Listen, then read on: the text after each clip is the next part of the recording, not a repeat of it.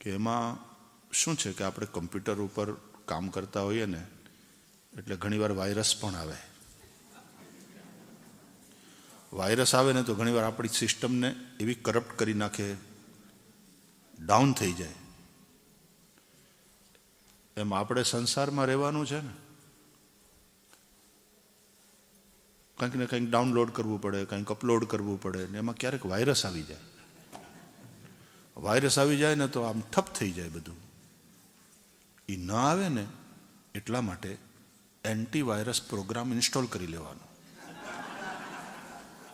આ કથા છે ને એન્ટીવાયરસ પ્રોગ્રામ છે.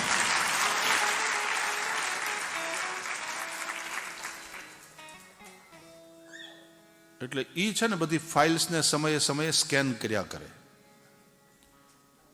અને જો કોઈ વાયરસ ડિટેક્ટ થાય ને તો એને ઓળખીને પછી પાછું એને હટાવે.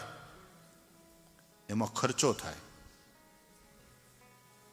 પણ મને કે એકવાર ખર્ચો કરીને એન્ટીવાયરસ પ્રોગ્રામ ઇન્સ્ટોલ કરી લીધો, ચાલો માન્યો, તો એકવાર કથા સાંભળી લીધી એટલે વાત પૂરી. વારંવાર શું કામ સાંભળવાની? મેં કીધું એમાં પાછી અપડેટ્સ આવ્યા કરે.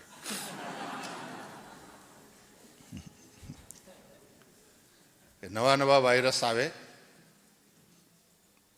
એટલે પછી એન્ટીવાયરસ પ્રોગ્રામમાં પણ એની જે અપડેટ્સ કહે ને શું કે અપડેટ્સ જ કે હે